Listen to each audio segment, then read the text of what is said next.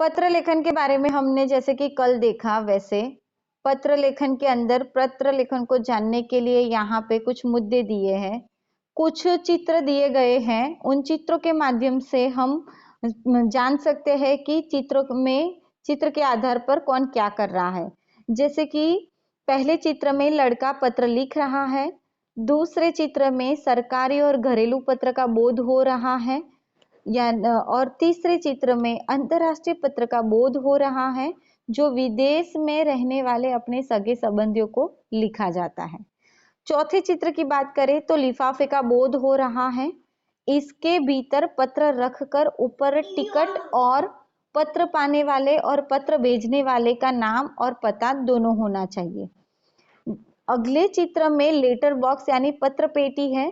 पत्र लिखने के पश्चात हम इसमें पत्र डालते हैं और वो पत्र अंतिम चित्र में जो डाकिया होता है वो उसे निकालता है और घर घर जाकर पत्र सही पते पर पहुंचाता है। कहने का मतलब ये है कि पुराने जमाने की, जैसे कि हमने कल बात की थी, वैसे पत्र व्यवहार जो है वो पहले बहुत ज्यादा मात्रा में चलता था। आज पत्र व्यवहार का उपयोग किया जाता है, लेकिन कहीं तक वो सरकारी कार्यालयों तक ही सीमित बन चुका है। और आज जो नई टेक्नोलॉजी, मोबाइल जैसे उपकरण आ चुके हैं, जिसके माध्यम से लोग आसानी से बात कर सकते हैं, मैसेजेस कर सकते हैं, वीडियो कॉल कर सकते हैं, कॉल फोन कर सकते हैं। जब किसी सूचना या संदेश को लिखित रूप में एक स्थान से दूसरे स्थान तक भेजा जाता है, तब उसे पत्र कहा जाता है। जाहिर सी बात है कि आपने कुछ सोचा, आपने कुछ किसी को सूचना देनी चाहिए, तो आपने जो चीज सोची है देनी चाहिए, वो व्यक्ति आपसे दूर है, तो आपने क्या किया, उसको लिखा, उसका लिखित रूप बना, फिर एक स्थान से हमने उस पत्र को दूसरे स्थान पर भेजा, उसे पत्र कहा जाता है। आगे आप अपनी किताब में ध्यान रखना, परिभाषा से हम देखें तो पत्र परिचितों और अपरिचित दोनों को लिखा जाता है। पत्र व्यवहार जो होता है वो परिचित लोग, परिचित यानी हमारे जान पहचान वाले लोग, अपरिचित लोग यानी जिसे हम जानते नहीं हैं वो।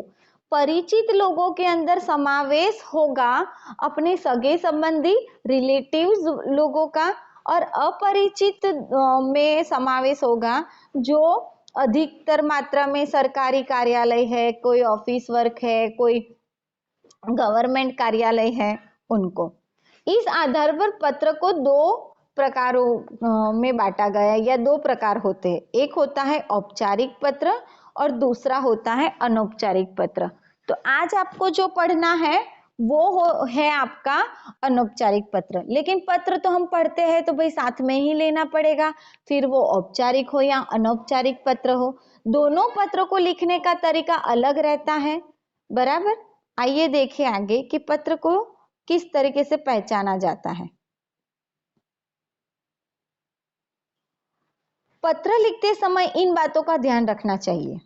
पत्र संक्षेप में लिखा जाना चाहिए, भाषा स्पष्ट, सरल और प्रभावशाली होनी चाहिए, ताकि आपकी लिखावट, आपके भाव, आपकी सूचना, आपके संदेश बड़े आसानी से सामने वाला जब वो पढ़े तब उसको अच्छे से समझ पाए।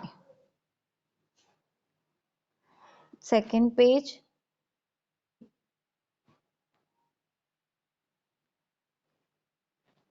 सबसे ऊपर प्रेषक यानी भेजने वाले का पता और दिनांक लिखनी चाहिए। यानी पत्र मैं जो भेज रही हूं तो मेरा नाम होना चाहिए, मेरा पता होना चाहिए, मैंने आज के दिन के लिए लिखा है, आज की तारीख होनी चाहिए, दिनांक होनी चाहिए।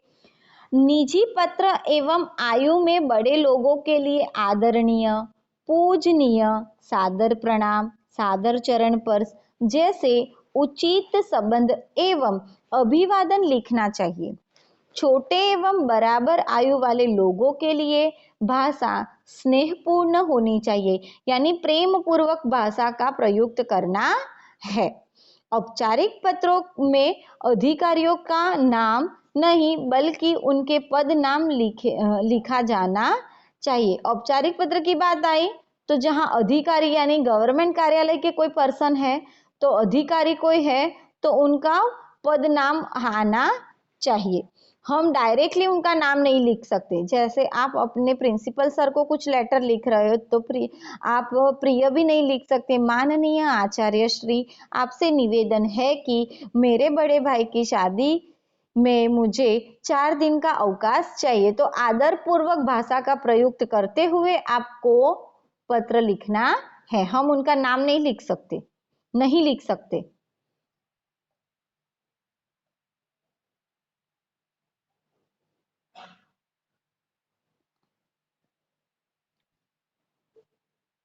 इन पत्रों की भाषा आदरपूर्ण एवं विनम्र होनी चाहिए।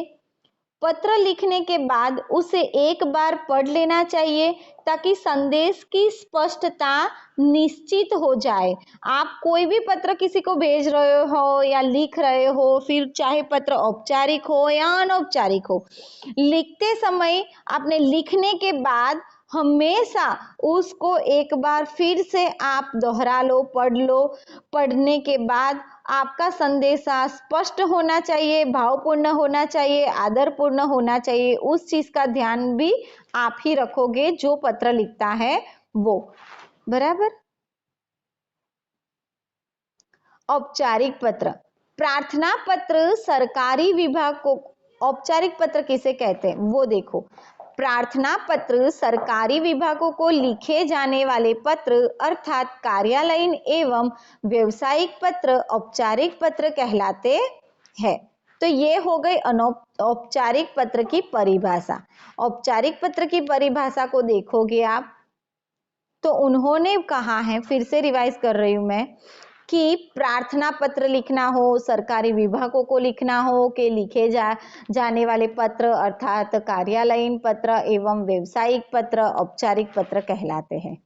जैसे कि प्रार्थना पत्र कैसे, तो जैसे अवकाश यानी छुट्टी चाहिए, किसी सुधार करना हो, आवेदन करना हो आदि के लिए।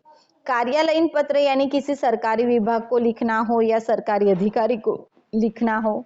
व्यवसायिक यानी किसी दुकानदार, व्यापारी, कंपनी, प्रकाशक आदि को लिखना हो, तो ऐसे। तो औपचारिक पत्र के अंदर ये 3 बातों का ध्यान रखना है। प्रार्थना पत्र भी आएगा उसके अंदर, बराबर। फिर आपको कार्यालयीन पत्र भी आएगा, व्यवसायिक पत्र भी आएगा। इन पत्रों के द्वारा ही हम औपचारिक पत्र के अंदर इनका समावेश कर सकते हैं।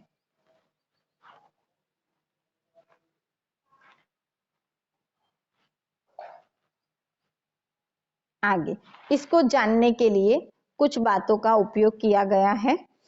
औपचारिक पत्र के अंग, पत्र प्राप्त करने वाले का नाम, पता, विषय जिनके बारे में पत्र लिखा जाता है उसे केवल एक ही विषय में लिखना, यानी आपका जो भी प्रश्न है, बराबर, आपका उसके रिलेटेड एक छोटा सा वहां से सब्जेक्ट निकालना है, विषय निकालना है, और फिर आपको आगे की कार्यवाही यानी लिखना शुरू करना है। आगे आएगा, प्रारूप बताया है उसका। संबंध, संबोधन, जिसे पत्र लिखा जा रहा है उसको महोदय, माननीय, पूजनीय, आदरणीय ऐसे शब्दों का उपयोग करना है। विषय वस्तु, योग અલા કપડો અંદર નાખી દે છે। विषय वस्तु, जिसे 2 अनुच्छेद के लिए पहला अनुच्छेद अपनी समस्या के बारे में लिखे, दूसरा अनुच्छेद आप इससे क्या अपेक्षा रखते हैं उसे लिखे तथा धन्यवाद के साथ समाप्त करें। जैसे कि विषय वस्तु ऐसा है कि 2 अनुच्छेद ऐसे लिखे जिसमें पहला अनुच्छेद यानी पहला पैराग्राफ आपकी समस्या बताए, दूसरा अनुच्छेद आप उसमें आपकी अपेक्षा बताए। एक में समस्या बतानी है तो आप सामने वाले से क्या एक्सपेक्टेशन रखते हो, क्या अपेक्षा रखते हो, वो चीज आपको बतानी है। और तीसरे में यानी अंत में आपको धन्यवाद के साथ उस पत्र को समाप्त करना रहता है। अरे भगवान, हाँ, हस्ताक्षर एवं नाम भवदीय या भवदीया के नीचे अपने हस्ताक्षर कर तथा उनके नीचे आपका नाम लिखे। कहने का मतलब वहां पे आपको, हाँ बोलो। हाँ, हस्ताक्षर का अर्थ होता है सिग्नेचर, साइन करना। और जो लोग उस वक्त नहीं पढ़े लिखे हुए करते थे वो लोग दूसरों से पत्र लिखवाया करते थे और फिर अपना अंगूठा लगाया करते थे। चलो आगे देखें। तो जैसे कि फिर आपको लास्ट में लिखना है कि आपका नाम, आपके हस्ताक्षर, प्रेषक का पता यानी लिखने वाले का पता, मोहल्ला, इलाका, शहर, पिन कोड, दिनांक आदि, यानी पूरा एड्रेस, कहने का मतलब पूरा पता आपका, वो पूरा आपको लिखना रहता है। आगे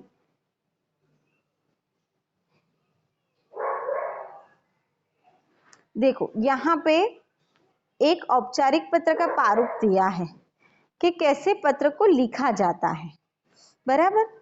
तो प्रेषक का पता यानी मेरा नाम, मेरा एड्रेस, फिर दिनांक आएगी। पत्र प्राप्त करने वाले अधिकारी की उपाधि, तो आप किसे लिख रहे हो?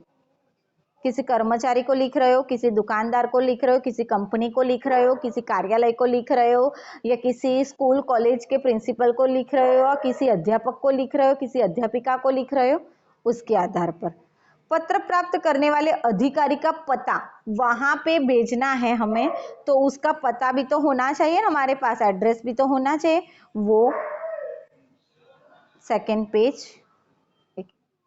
तो जैसे कि विषय लिखना है, कौन से विषय में उस अधिकारी को आप पत्र लिख रहे हो, वो विषय आप कहाँ से लोगे? तो आपको कोई प्रश्न दिया होगा, जैसे कि दिल्ली विद्युत बोर्ड के अध्यक्ष को अपने क्षेत्र में बिजली की समस्या के संबंध में पत्र लिखिए। तो नीचे आपको एक पत्र दिया है, वो एक डेमो लेटर है, यानी वहां पे आपको एक प्रारूप दिया है पूरा कि किस तरीके से आप पत्र को लिख सकते हो।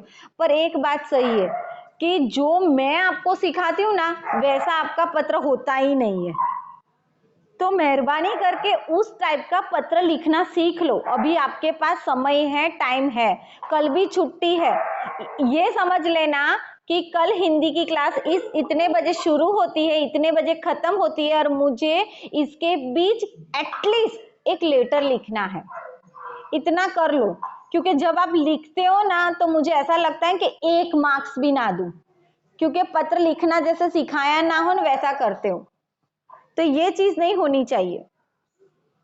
संबोधन देना है, और विनम्र निवेदन इस प्रकार है कि फिर आपकी एक्सपेक्टेशन, आपकी जो भी आप चाहते हो, जो भी आपकी अपेक्षा है, वो उनसे बोलो। विषय वस्तु, पहला अनुच्छेद पहली समस्या, दूसरा अनुच्छेद आपका अनुरोध, आपका अपेक्षा, आप उनसे क्या चाहते हो वो बताओ। धन्यवाद।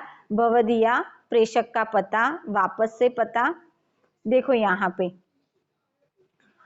औपचारिक पत्रों में लिखे जाने वाली कुछ मुख्य बातें इस प्रकार है। महोदय, महोदया, श्रीमान, श्रीयुत, मान्यवर आदि। अभिवादन, औपचारिक पत्रों में अभिवादन नहीं किया जाता। स्वनिर्देश, आपका याज्ञाकारी शिष्य या शिष्या, आपकी याज्ञाकारी शिष्या, भवदीय, भवदीया, निवेदन या निवेदिका आदि। यदि आप कक्षा या परीक्षा भवन से लिखा जा रहा है तब पते के स्थान पर कक्षा या परीक्षा भवन तथा उसका पता लिखना चाहिए। विद्यालयों को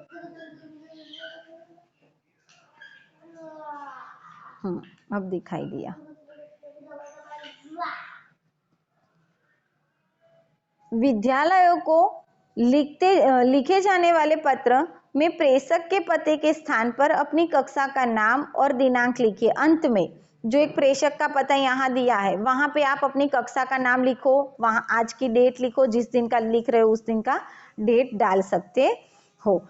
एग्जाम्पल के तौर पे आपको एक लेटर दिया है, देखो जैसे कि एक पत्र दिया है, दिल्ली के विद्युत बोर्ड के अध्यक्ष को अपने क्षेत्र में बिजली की समस्या संबंध में पत्र लिखिए।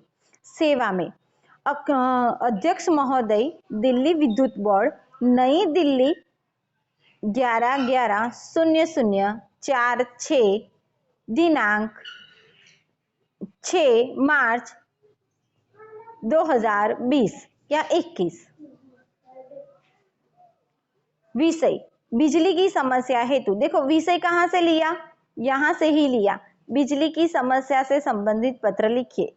बिजली की समस्या हेतु, विषय आपका शॉर्ट हो जाना चाहिए, आपके क्वेश्चन के अंदर से ही लेना है तो वो इजी रहेगा, लेकिन वो औपचारिक पत्र में ही होगा, उस चीज का भी ध्यान रखोगे।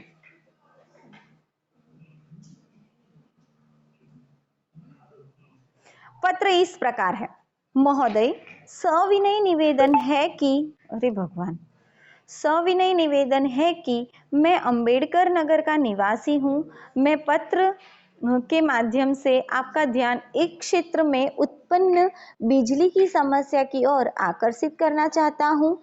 वैसे तो दिल्ली के लगभग हर क्षेत्र में बिजली की आंख मिचौली का खेल चलता रहता है। आप ऐसे शब्दों, ऐसे मुहावरे, ऐसे पंक्तियों का उपयोग कर सकते हो जो आपके विषय के अनुसार हो।